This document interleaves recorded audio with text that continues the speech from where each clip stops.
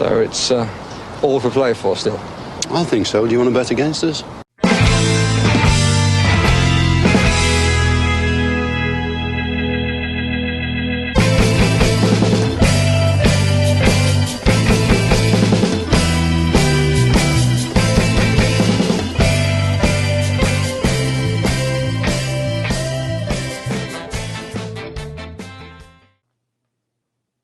Hello, everybody, and welcome to For the Love of Paul McGrath podcast, and a bit of a different podcast today. A lot of you guys might know that I tend to kind of focus in the weeds of the scouting series and stuff like that, and transfer markets and so on. But I suppose a big part of the transfer market is the financial side of things, and I'm about as financially illiterate as a gone off pair, to be honest with you. I am useless. I don't know what money is. I can't manage money. I'm useless at it. And obviously, you need to be able to do that in a transfer market. And today, I'm delighted to be joined by Matt Burton. You guys might know Matt. He's on Twitter, and I've seen some really great stuff he's put on. That's really broken down PSR, and it's broken down, I suppose, some elements of PSR that I suppose that the common fan, myself included, may not be aware of, because it is such a murky kind of Japanese knotweed, I suppose, field of terror and the unknown, I suppose, really. But Matt, I'm absolutely delighted that you popped on today to be able to chat to us about PSR, and we'll have a little bit of a chat about it. We'll see if we can get to the bottom of things, I suppose, with regards to what's what. Yeah, well, I'll try and give my perspective, and thanks for having me on. Much appreciated. And if we can shed any light for anybody, I'll try my very best. Obviously, I'm not the holder of all knowledge, but I'll try and bring a little bit of be a bit sensible, look at it overall, and hopefully guide you a little bit on that. Absolutely. And look, as I said there, that you've, for anybody who doesn't follow Matt on Twitter, at MattBurton72 as well, is where you'll find him. And that's where I first got to see your stuff, was on Twitter. And you started to talk about, I suppose, the financial side of Aston Villa, the financial reports and things. And obviously, anybody who knows stuff about that, my interest is going to be piqued straight away. And since then, you've kind of gone on and you've spoken a bit about PSR, but just give us a bit of an overview, I suppose, about yourself. Is it a kind of a fleeting interest that you have in financial stuff like that, or is it did you have a background in it, Matt? Well, I got a background. I mean, I should say I'm not an accountant, first of all, so I never claimed to be a chartered accountant or anything like that. I mean, there are lots of really good chartered accountants on Villa Twitter, always worth talking to about these kind of topics as well. But my background is one in business. I work in a sales commercial field for a tier one automotive company, and really my business background is in looking at costings, business plans, accounts, and really interpreting those and coming up with the right business plan for a business to make a good proposition. So I understand that kind of thing, as part of my day-to-day working. I'm also, an MBA from Aston University as well, so that's kind of the academic side of it. So I feel I've got a good handle on these kind of topics, as it's something I'm involved with in my day-to-day life. But I guess my sort of interest was piqued because I'm like anybody, I'm a football fan, and it's dreadful really that we end up talking about this kind of stuff because it's boring, really. It really is. We want to talk about football players. We want to talk about Villa winning trophies, really is the most important thing that I think, all of us who support the club really, really want. So it's a bit depressing, all of this. But my kind of interest was piqued in the Randy Lerner years, first of all, where, I was hearing all kinds of stuff about Randy Lerner losing interest and that he's losing money hand over fist on this. I think he was going through a divorce as well and might need some spare cash. So I thought, well, let's have a look at Companies House. And for those of you who don't know, Companies House is is sort of the government website where all companies in the UK have to register their financial accounts. It's open to the public, so you can view the accounts of any limited company, any PLC within the UK, and get kind of an understanding of where they are. So I did that with some of the Randy Lerner accounts, and I was just absolutely shocked because we were losing money hand over fist, and my kind of mind immediately went to how is this sustainable? I don't see how this can possibly continue. And I guess at a point in time, Randy Lerner kind of came to the same conclusion. And to me, it was pretty self-evident from what I saw that it was just not possible for us to continue spending that kind of money on, particularly wages and amortization, and spending that money on players without there coming a point where something needed to change. As we all know, it went even worse from there, and Dr. Jar and all that period of time, and things went from bad to worse. But essentially, all over that period of time, Villa lose money, and that's the fundamental problem with the business. It's losing money. It is now. It was then. It pretty much always has done, apart from 1 year that we were propped up by some funds from Jack Grealish. So, as just a straight business model, it's almost nuts. Football is nuts. It seems crazy to think that you're going to make money out of it. Now, there's a bigger picture for these guys. They're multi-billionaires, all of these guys, and what they're in at the end of the day is to build the overall value of the club, and at a point in time, maybe sell it on, or maybe turn it profitable at a point in time. And we know now the club is, I think there's a number that's floating around about 650 million, something like that is the kind of level they're talking about. So they've taken a club they bought for 70 million. Yes, they've sunk a lot of money into it, but it's worth about 650 now. So, that's kind of where their profit thing comes up. But looking at the counts, it's pretty much a tale of woe over the last, X number of years. And it's interesting. There's a couple of things you mentioned there as well. Yeah, I can never figure out how Randy Lerner, and yes, I know it was his father, Al Lerner, that built the company, the MBNA credit card company. I know quite a lot about them. They own my beloved Cleveland Browns in NFL football team as well.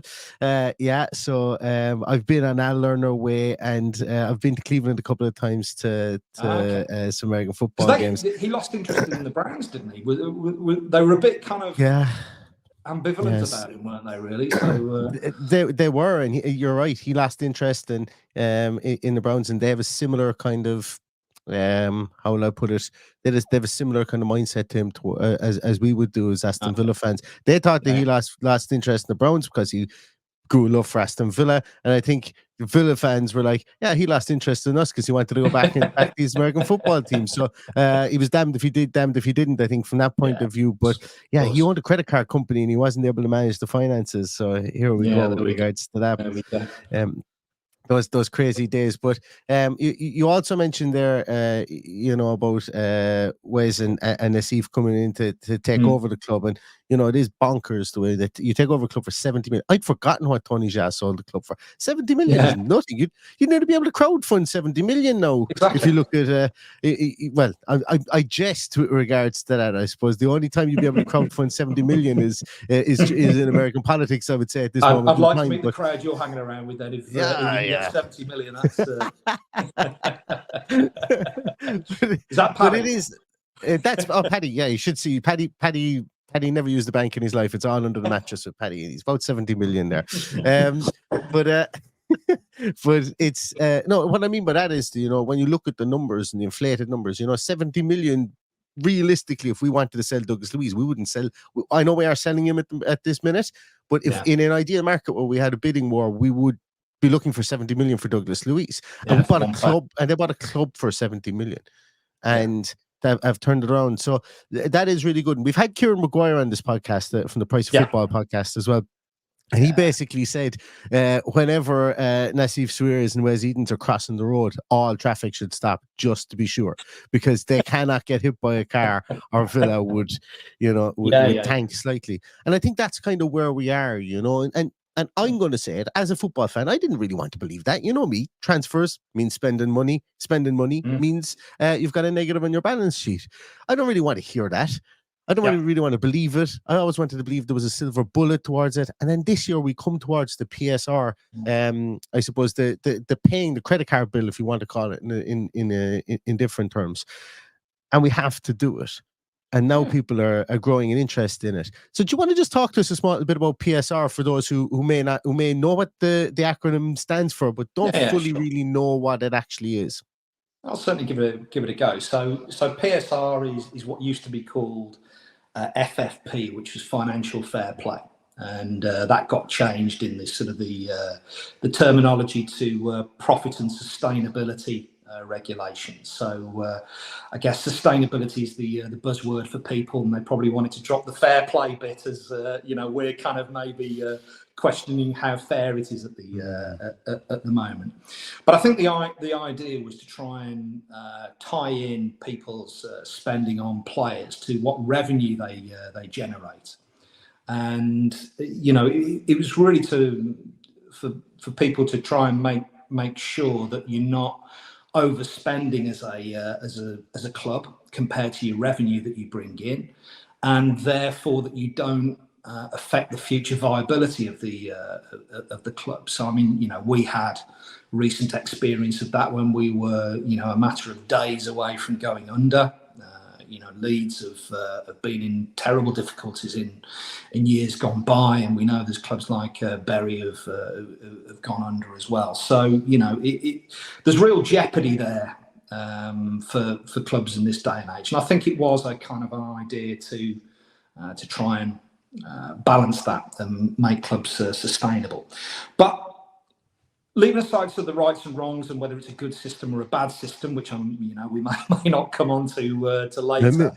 Mr. Swearer seems to think he has had a lot to say about it recently, so this is quite topical. Interesting interview. I don't know whether did you read the interview? I mean, I thought it was really I did. So, he really put it this way: you were in no two minds about his mindset with regards to it. Anyway, after you read the interview, that's for sure. Yeah, he seems like a dog with a bone with regards to that, and I wonder where it will go. I suppose. Yeah, definitely. But I mean, in terms of the actual sort of the calculation itself, as I say, I'd got this interest in sort of the accounts, and I'd read some people on Twitter again. Twitter can set you off on these moments, and people saying, Villa are about to spend 200 million this summer. That's the rumor. We're going to buy X player, this player, and I was thinking, I don't get that. How could that possibly be? Why are people saying this? I mean, do they know? Do they have any kind of inside club information? Because it doesn't make any sense. So then I kind of started looking at the PSR calculation, and obviously Kieran Maguire and Swiss Ramble's another one that do some really incredible stuff out there, and I tip my hat to those guys because they really did some fantastic work helping people understand the current situation. And so I did a bit of research on the calculation, and in actual fact, the Premier League do it very well. They set it out very, very clearly in the Premier League handbook. Okay, and the calculation is really simple. It's on a Form 3A on the Premier League handbook. It sets it out very simply as to how to do that calculation. And I'd heard a lot of people saying, this is really complicated. We don't understand this. We don't understand that. And I read this and thought, no, that's really straightforward. That's really logical. That's really straightforward. And essentially, the first point to get across with this is PSR assesses the adjusted earnings before tax. So what that means is, we obviously heard reported from the last financial year that Villa had a loss of 120 million, which obviously, at first glance, that's enormous, and it is. But that's not the number that we assess PSR on. So what you have to do is you take that loss, or that profit as it may be, but it's usually a loss, and you have to look at some of the other elements that they deduct out of that calculation to arrive at the adjusted earnings. So the things that they would take about accounting things such as depreciation of fixed assets, that's one of the items. Amortization and impairment of goodwill. I'm reading here, so forgive me, I'm just... It's absolutely no problem. youth development expenditure, women's football expenditure, and community development expenditure. So you adjust your profit level, take into account those sections. Those are the only things on the form. There's nothing else there. So it's quite simple. If you know those numbers, to move from the actual loss to the adjusted loss in 1 year, quite straightforward. And it's particularly Sorry, yeah.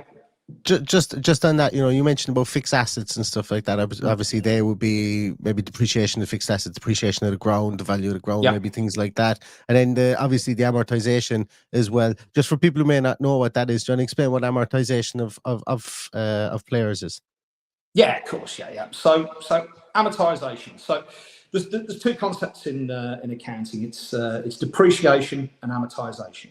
Okay, so they're kind of brother and sister kind of concepts, if you will. When you purchase an asset, the idea of purchasing an asset is you don't just use that asset or gain a benefit from that asset in the year that you buy it.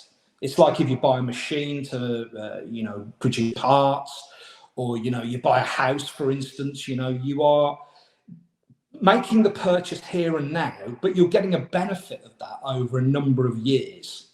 Okay, so in the example of say a piece of land that we might buy, if we've bought it, we get the benefit of that land over the number of years that we hold it. And there's some accounting conventions that would do that. And the way to put that into the accounts is you need to match it, that cost, against each year of the revenue or the benefit that you get from that. Okay. Now, amortization in particular is the same concept, but it's relating to something called intangible assets. And in this instance, players are considered to be intangible assets of the club.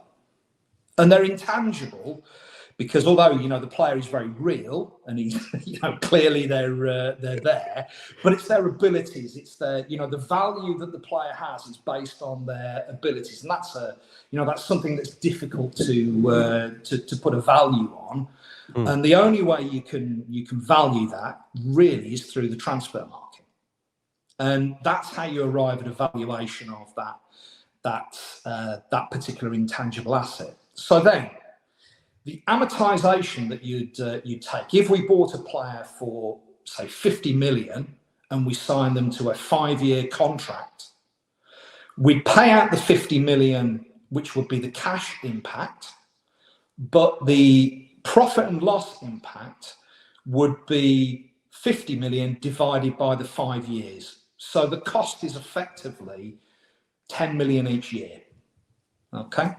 So when you book this into the profit and loss accounts that the club will do, you're effectively only putting in a cost of 10 million per year. Okay, the cost is still 50 million overall, but it's the fact that it's spread over those 5 years, and that's why you get this kind of sometimes this misunderstanding of amortization, where people say, "Oh, isn't this brilliant? What we've been able to do is we've sold a player for 50 million, say, and we're only going to lose 10 million because we can spread the money over 5 years." But they forget that you still pay the 50 million, because it's every year. So it's not kind of this, set of magic beans that the accountants have got. You still need to balance at some point. Yeah.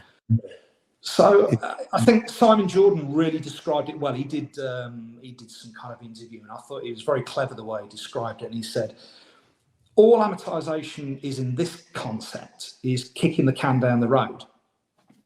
It's the credit card bill effect. It's the credit card bill effect. It's almost like buying it on Klarna, except you're doing it over 5 years as opposed to 5 months. Or home, or any of those, those interest free. Because essentially, when you buy a footballer on a contract, am I right in saying this? Like, it is interest free, really. You give an interest free loan of 50 million. That you get to pay 10 million off every year.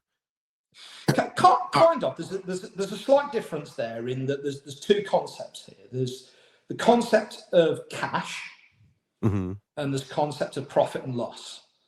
And the difficulty that a lot of people who perhaps don't work with this kind of stuff on a day-to-day basis have, and you relate it to your day-to-day lives, is we think about cash, because we're thinking about the here and now, how much money we put out, what benefit we get at that point in time.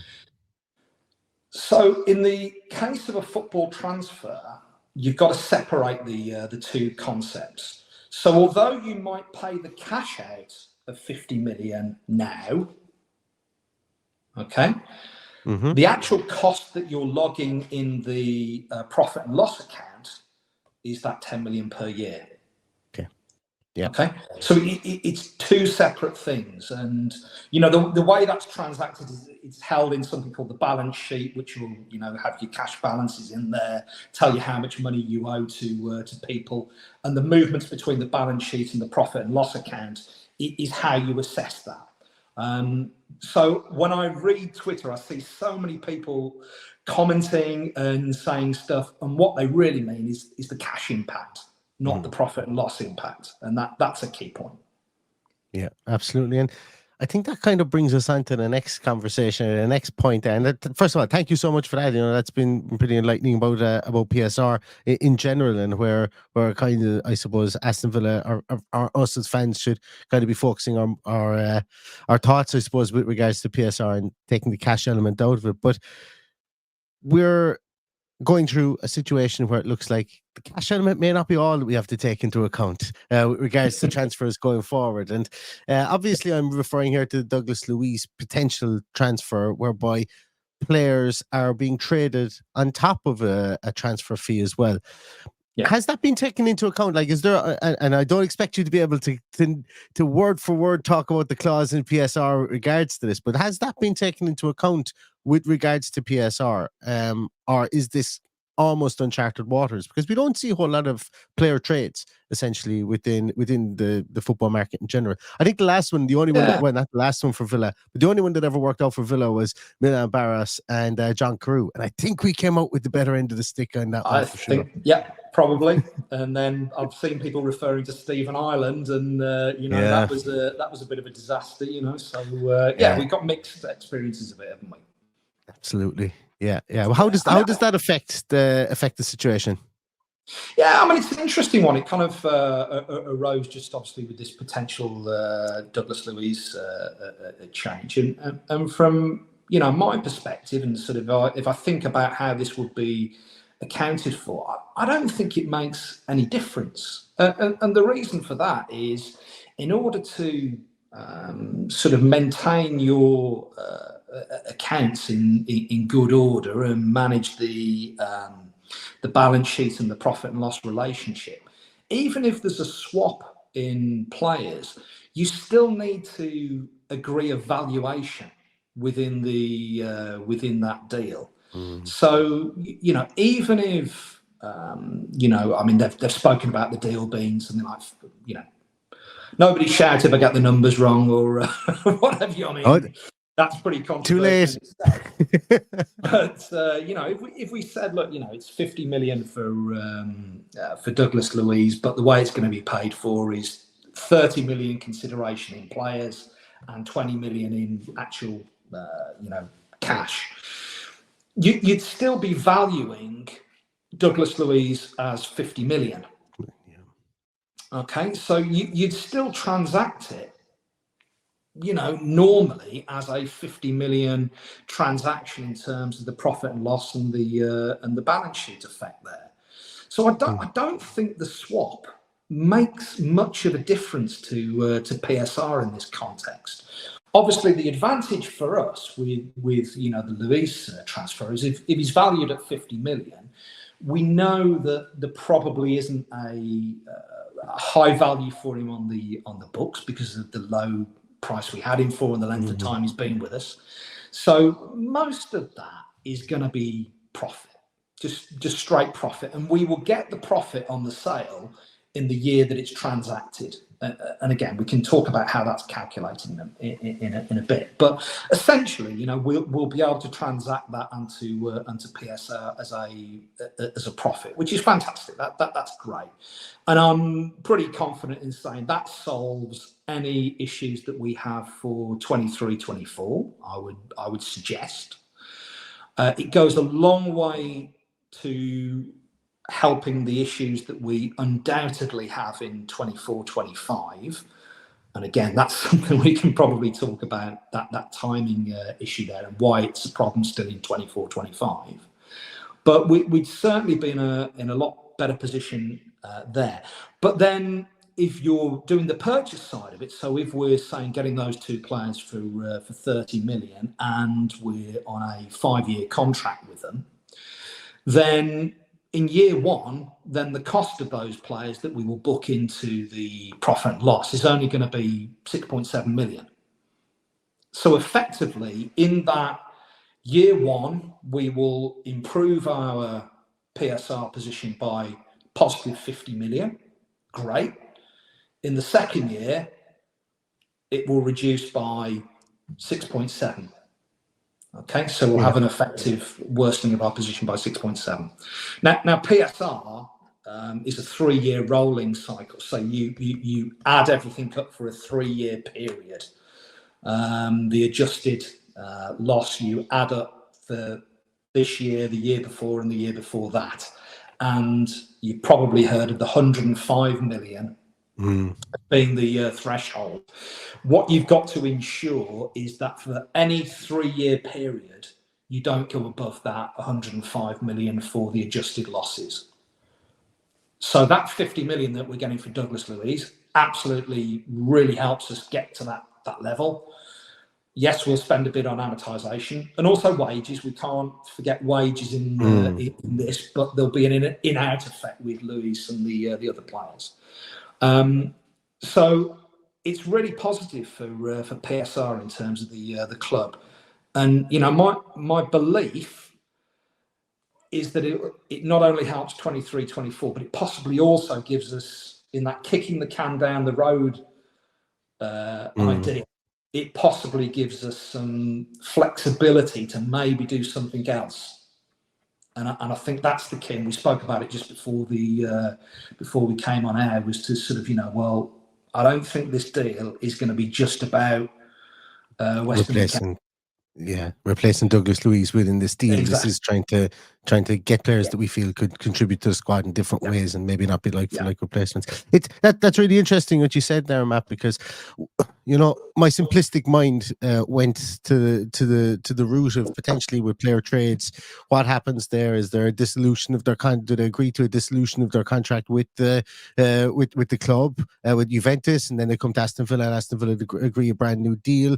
Do Aston Villa essentially have to then fork out that money back to Juventus again over a period of time, or is it a case of do Aston Villa inherit the contracts that they have with Juventus? Exactly that. They'd end the contract and it'll be transferred, and we'd have to negotiate a new contract with those players. That's what I was thinking. Because that's how it works in American sports as well. You trade, you take on the contract value that person has. Essentially, what happens is the rights for that person's usage get sent to you, but the terms of employment that they have also follow as well. So if these guys were on 600k a week, we would inherit that 600k a week, and it would be us to negotiate that down onwards. Now, obviously, they're not on 600k a week, and I think potentially that has something to do with them being added in here, that they may also be value for money.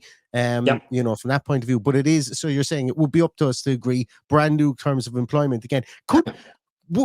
And I know you may not know the answer to this question, but I wonder, would we be able to say to them, no, you're playing on that deal, suits us? But I presume that would all be trashed out prior to them agreeing to come on loan anyway, or to come on just back to the deal. It's the player's choice whether they sign that contract. You can't force them to sign a contract with you. So if we turn around and say, right, we've agreed with Juve, you're transferring to us, we're paying the money to Juve, but I tell you what, we're only going to pay you $1,000 a week. The player's just going to say, well, I'm not signing. I'm not going to do that. You need to make it worth my while to sign for Aston Villa Football Club. No, that makes sense. That makes sense. And essentially, I mean, that's one of the problems we've got in a way with Coutinho in the in the reverse thing. That here is a guy that's coming towards the end of his career. He's on a bumper Premier League contract with us. There's rumours he's prepared to give up a certain amount of the that contract to move to Brazil. We have, if we agree to a free transfer, we potentially have to take a loss on our accounts in the transfer fee. So again, it's what is the balancing equation for wages and the amortization. It's really difficult, but players will only move if the contract works for them. Otherwise, they're going to sit where they are. Yeah, and that, as I suppose, that's that is true. That's true. That was me overthinking it, I suppose, really, with the trading of contracts. Now, you mentioned about the kicking the can down the road effect, and 23-24 being potentially taken care of by Douglas Luiz. Now, it broke overnight last night that looks like Aston Villa are going to agree a £50 million deal, €50 million or £50 million. Can't remember which one it was. Obviously, there's huge impacts there with foreign exchange and stuff, but deal with Chelsea. That, to me, is exceedingly interesting because obviously you mentioned about the amortization of contracts. So I'm right in saying that obviously we're paying the 18 million off over, I think it was a 4-year contract for John Duran. It might have even been a 4.5, 5 year. What I read, I checked. Was it 5.5? 5.5. Yeah. So you're looking at just shy of 4 million every year for that. So if that transfer does go through and we get 50 million through, are we still on the hook then for amortization for the remaining 3 years of his deal? So we still have to say that's 4 million, give or take, off our got you. That's the 4 million off our balance sheet for the coming couple of years, is it? Yeah, exactly. So I mean, what you have when you have a player like that, while you're amortizing, you have something called the net book value on the balance sheet, and that amortization is knocked off that net book value every single year that you pay that amortization in the profit and loss. So effectively, he's been with us about 18 months, I think it is. So you're going to pay off about a year and a half off that. And so the net book value, I think I did it very quickly, about 13.5, 14 million, something like that, will be sitting on the balance sheet. Okay.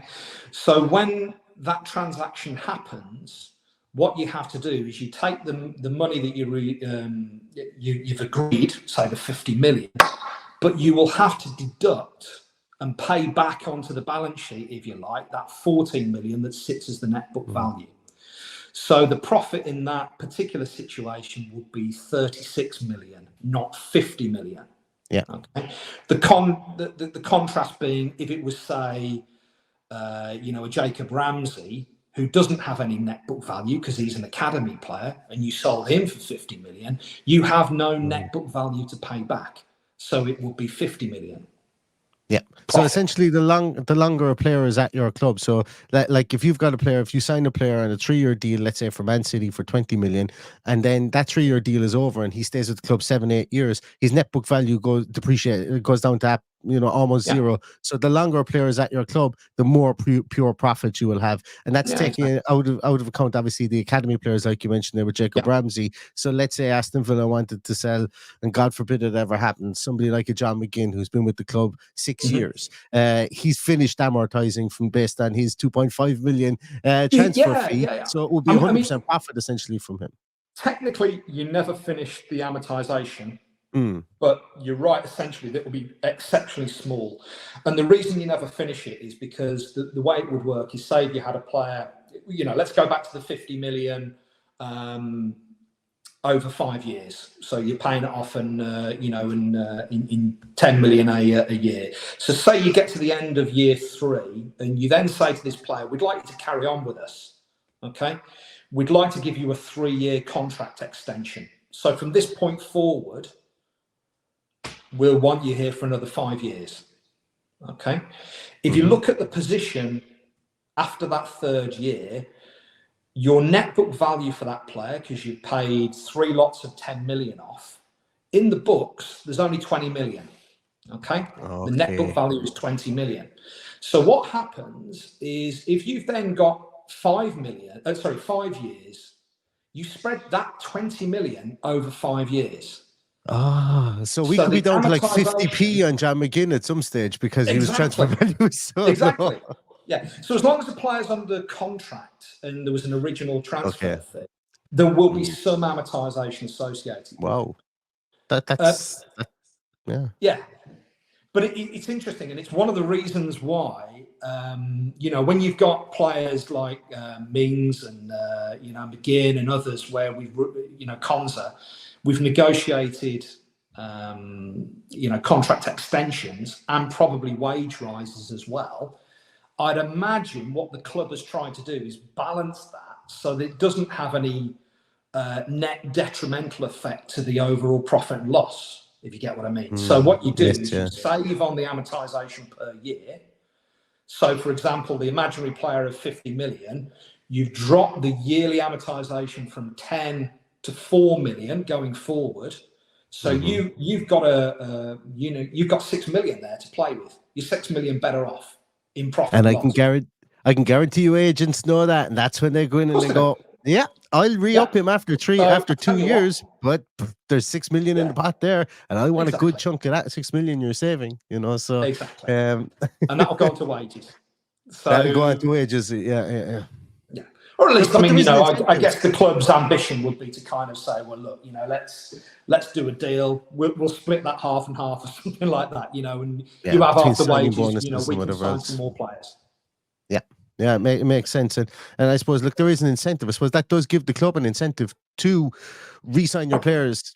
I suppose, obviously, sometimes you look at a club and they go, players going into their final year of their deals. I actually think that is a big bearing on why Villa are so open to sending Douglas Luiz now, is because of potentially the amortization point of view that they would have there with his contract, because he's probably on nothing at the minute. But also, if you get him to sign with 2 years out, if you sell him with regards to 2 years out, obviously his value is to some degree protected based on his contract length. And I think we're going to see an awful lot of that going forward. The club won't want to get into you won't want to lose the leverage, I suppose, of going down to the last 6 months of a player in their contract and wondering, will he, won't he, will he, won't he? Because in the same way that Tielemans, for instance, we and Kamara, we obviously got those as free transfer signings when their contracts ended. So their parent clubs got no benefit from us. We didn't pay them anything for it. So we've effectively made a big savings. So where does that money go? Again, as you say, the agents know this, so they negotiate very high wage deals for those players. That's just the economics of it. It's depressing, but that's the way it is. Yeah, absolutely, 100% for sure.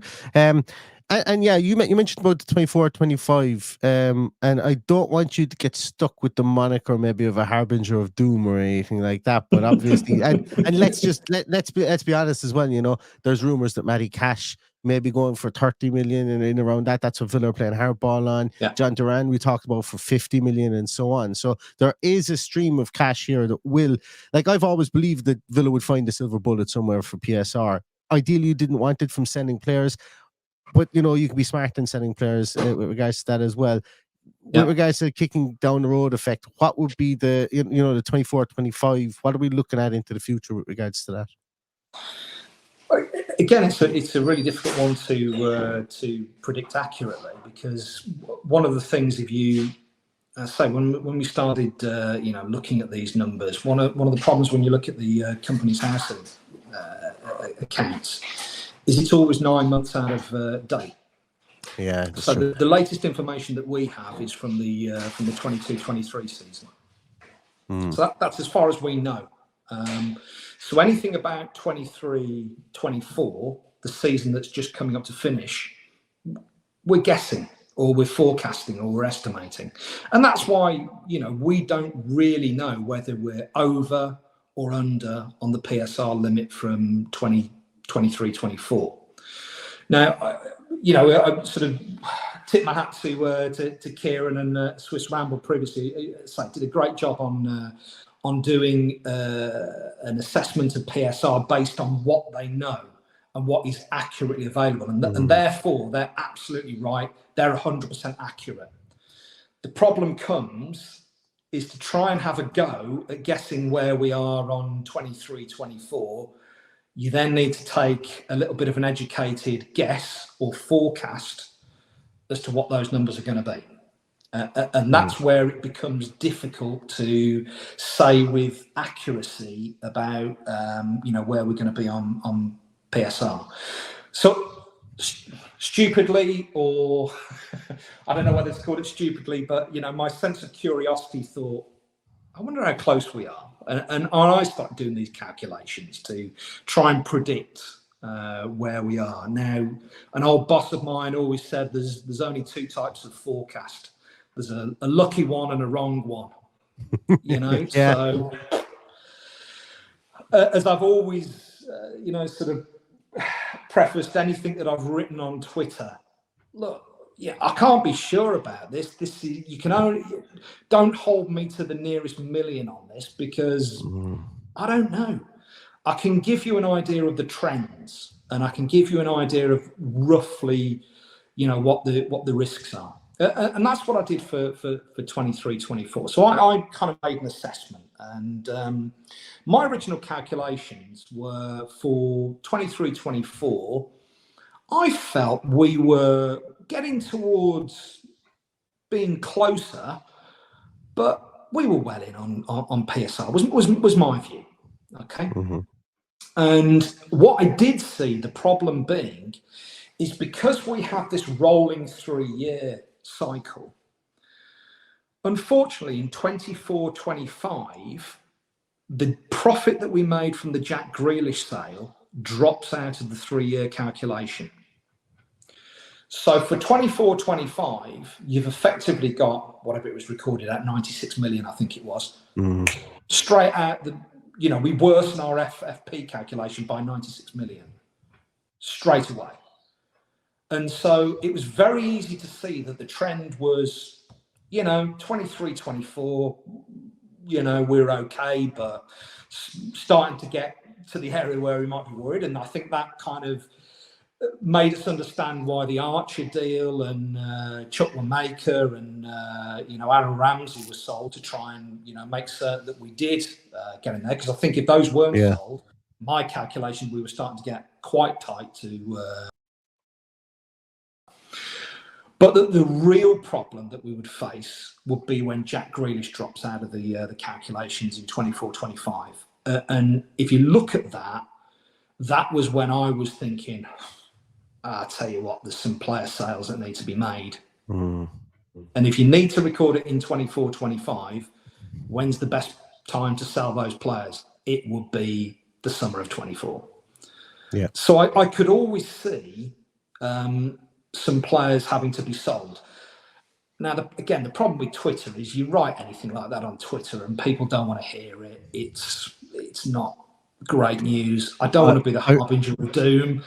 I'm a really positive, You are indeed. I'm a positive person about the Villa and what these guys are doing. But I think it's fairly clear there will be a problem.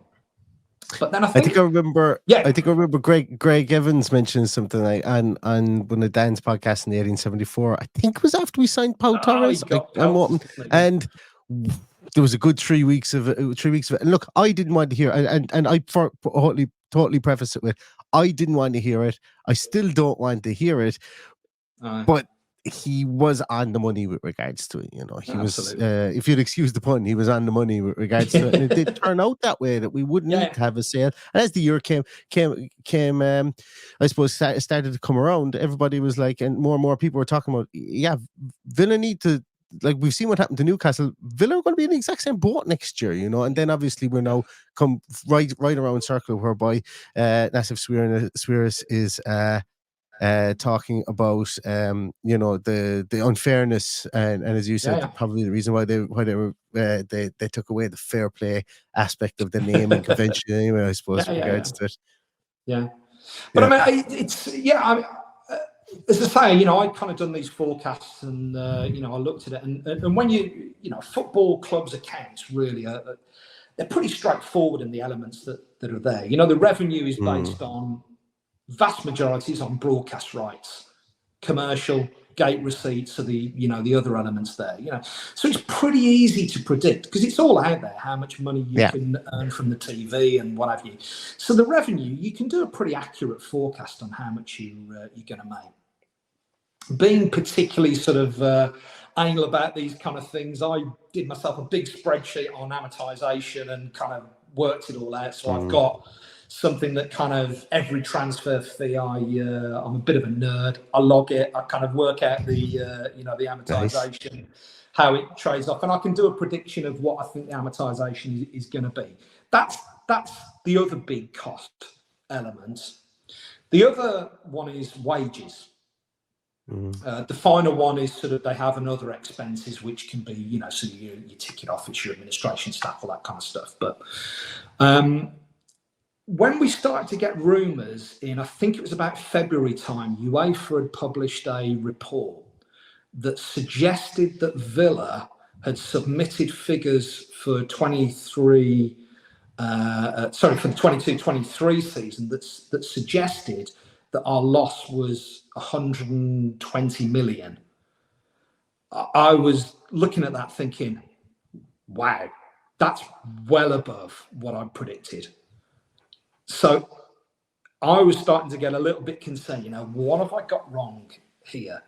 I mean, I recognise that you forecast to forecast, you can get things wrong, you can be out by a bit, but I was out by a lot. And I was thinking, okay, that's a problem, potentially.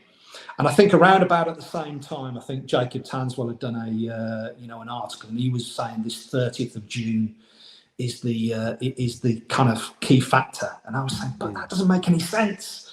The end of our financial year is the end of May. Why is the 30th of June?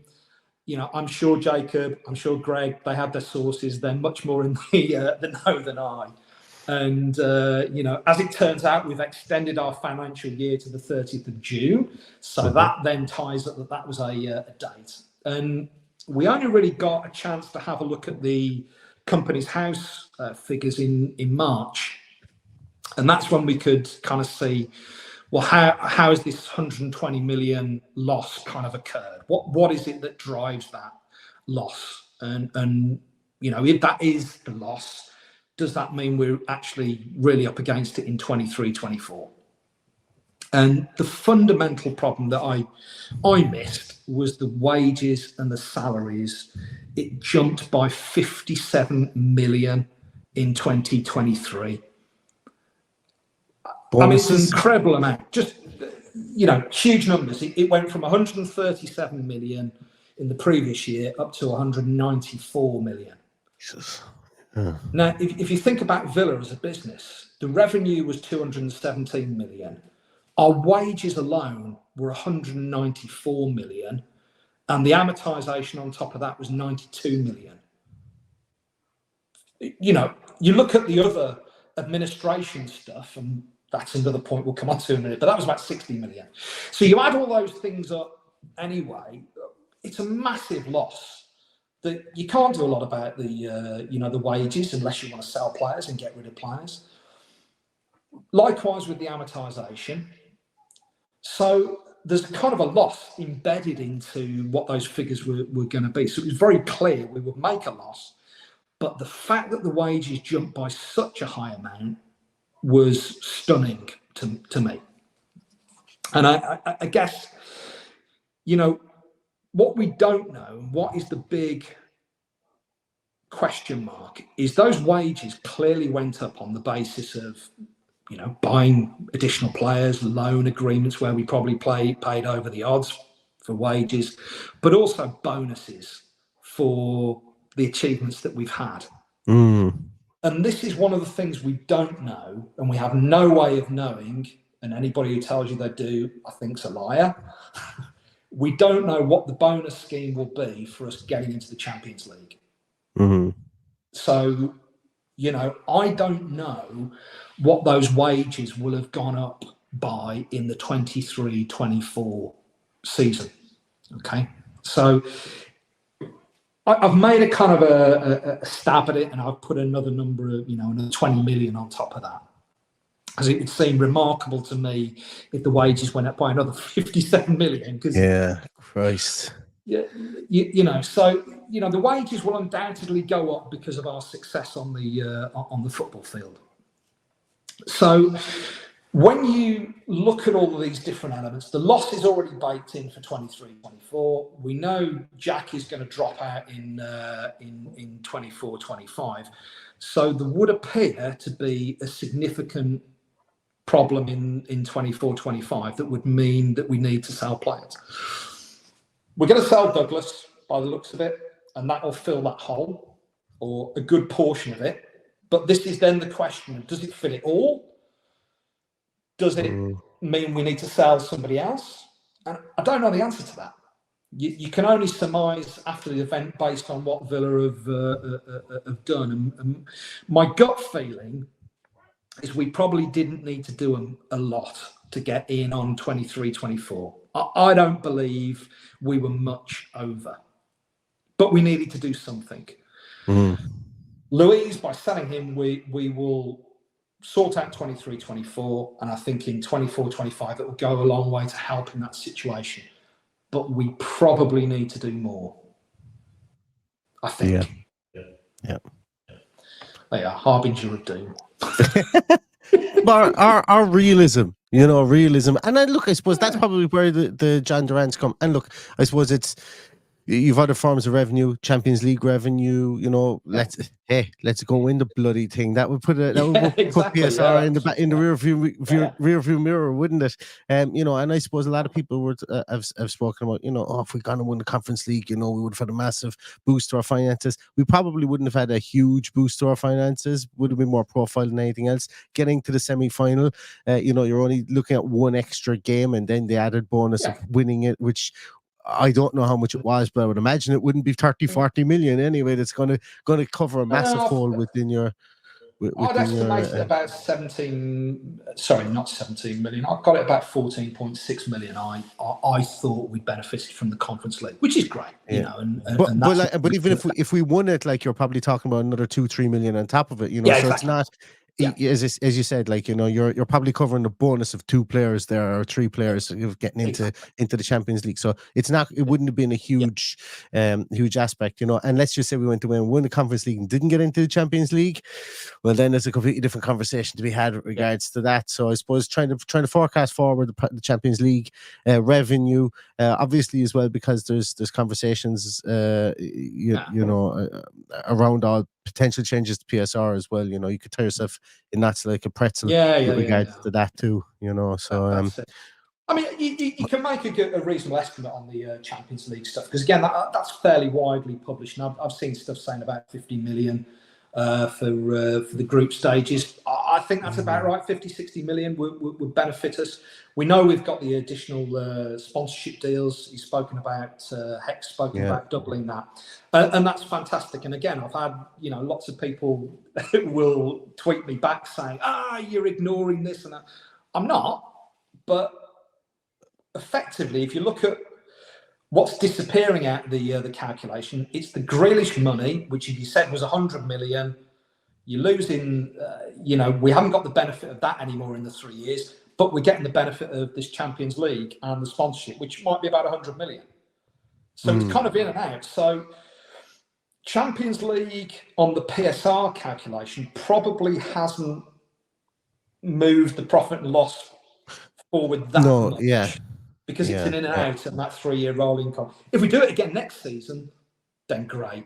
Then we're really starting to motor. But, that's ambitious.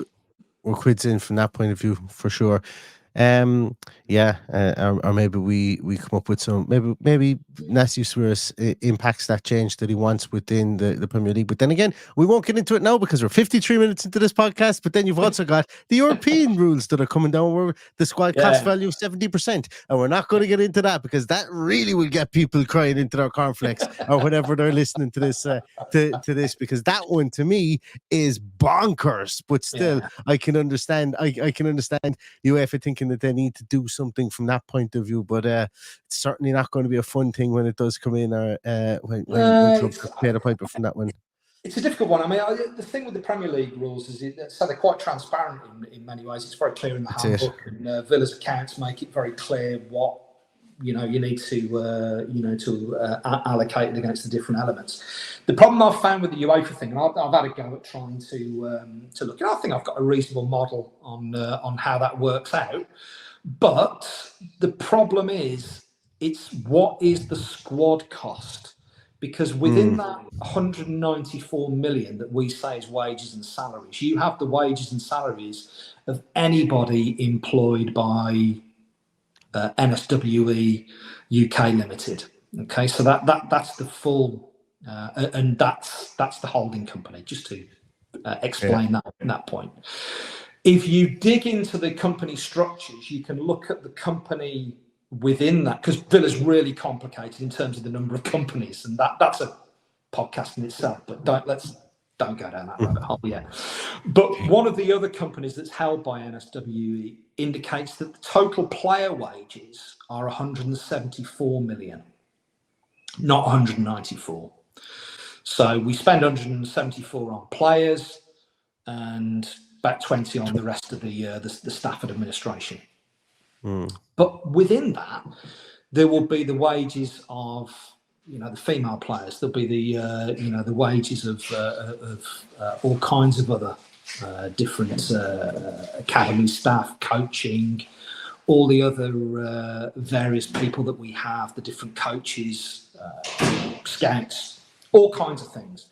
So where I think it's difficult at the moment, if anybody watching has any good idea how to get that information, I'm all ears. It's very difficult to kind of confirm what our squad cost will be. Yeah.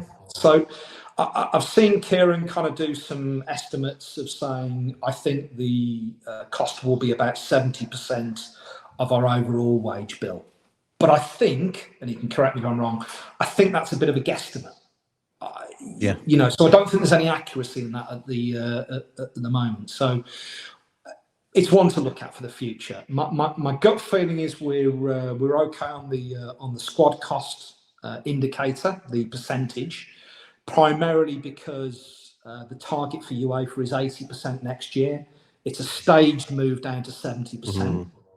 And in which time our revenues will be increasing, so that'll help the percentage aspect.